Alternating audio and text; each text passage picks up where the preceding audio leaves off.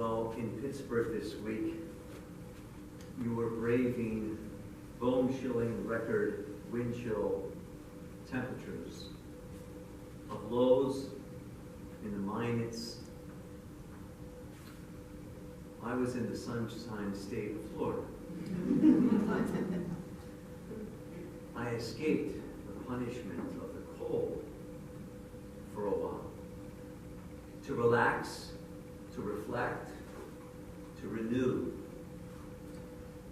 I was with 18 priests who hailed from different places: Ghana, Haiti, Poland, Ireland, Canada, and the United States. Together we prayed and studied and offered fraternity and relaxation on beautiful 70 acres of a seminary of St. Vincent de Paul Regional Seminary in Boynton Beach, Florida. Our presenter from the week was Archbishop Paul-Andre de Rocher. He's from Gastineau, Quebec. The title of the week was Called by Name and Sent in His Name. It's a book that he is coming out in March, Called by Name and Sent in His Name. We're called through baptism to be followers of Jesus Christ. He keeps calling us. He keeps calling us. Not only does he keep calling us, he keeps sending us. Show my love. Manifest my love. Be love to others. Well, I was speaking to one of the priests who was from Ireland. We went out to dinners at this Italian restaurant, Mamma Mia's. It's been there since 1985 in Boynton Beach, Florida. And he recently retired. After he was ordained a priest in Ireland, he came to America to be a missionary here in America, to bring God's good news to the world. And I asked him, Father Michael, would you do it all over again? Would you be a priest? He said, most definitely. I said, would you do anything differently in being a priest? He said, I would listen more, I would love more, and I would laugh more. And I said, I'll take that to heart in my ministry now. You can't love without listening. And if you don't laugh, life is too hard. So I left that conference after a week, got new faith maps, was refreshed, renewed, physically, intellectually, spiritually. And I was taking a connecting flight into Charlotte, North Carolina, into Douglas International Airport. And my flight to Pittsburgh kept getting delayed and delayed and delayed and delayed. Well, after 6 hours of delay, you're about at wit's end. And enough people have been told off because they're hot under the collar, huh? I didn't get home till about 1:30 in the morning. So I was just watching the airport in this cesspool of emotions. Flights canceled, delays. My plane happened to be detained in LaGuardia in New York, mechanical problems. So I got a text message from a friend, be patient. So I went to the convenience store and I bought a book, Learning to Lead Like Jesus. 11 principles that help you serve, inspire, and equip others. By Boyd Bailey.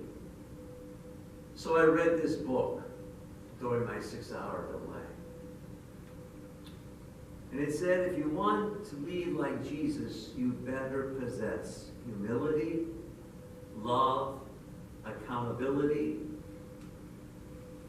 holy relationships, teachability, discipline, gratitude, generosity, forgiveness, encouragement, and faithfulness.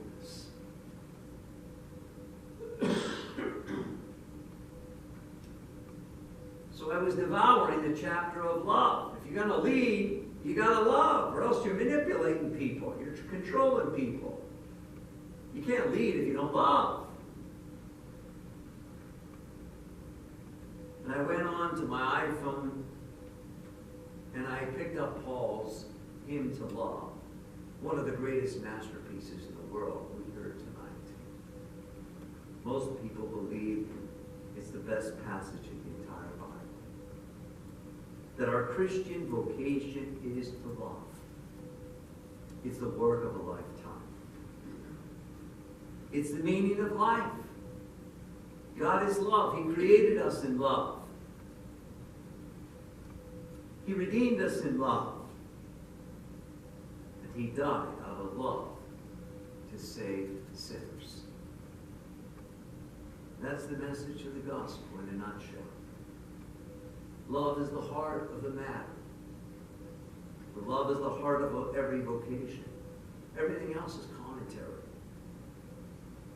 If we don't organize and prioritize and guide our daily life by love, its hinges will not stand strong. We live in a world today preoccupied with information, knowledge, technology, speed, media, social communication. Well, they have their part to play, friends. And I even add the Super Bowl.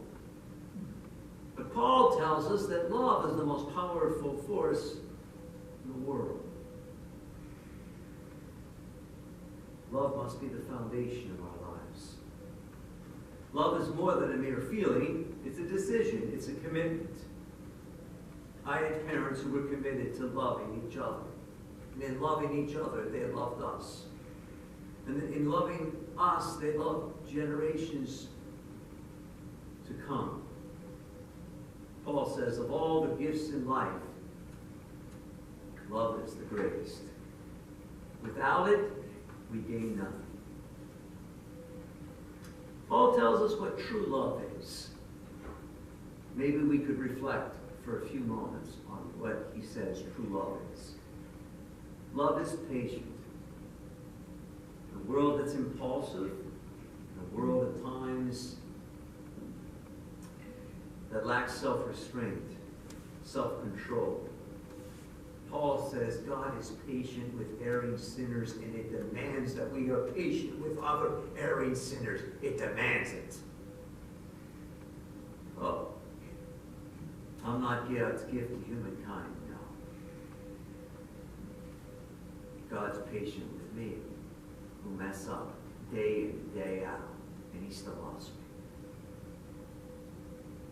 Love puts their life each day at the service of others, to do good deeds for others, to be benefactors, to help others.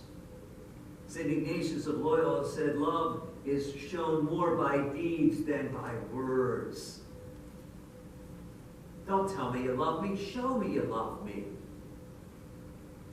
We all know when we see love, we're enveloped by it. As a hospital chaplain, I see stories of love every day. The man I met today was 93 years of age. His wife is 91. He's in the hospital. And for the last 39 years, they've taken care of their son in their home who has MS. And he can't wait to leave the hospital to get back to his son, to be with him, and help his wife. That's love. Love is kind. In anything we say in life, is it kind? Is it necessary? Is it true? Love demands that.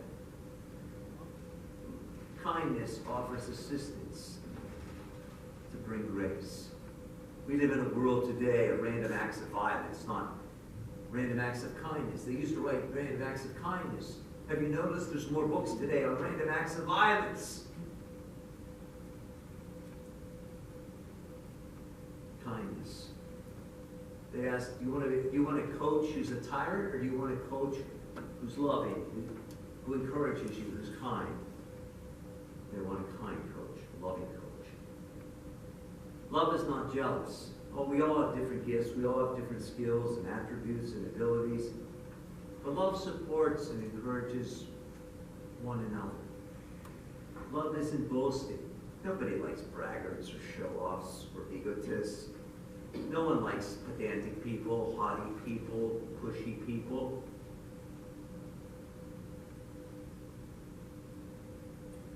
Love refrains from talking about ourselves or being the center of the universe.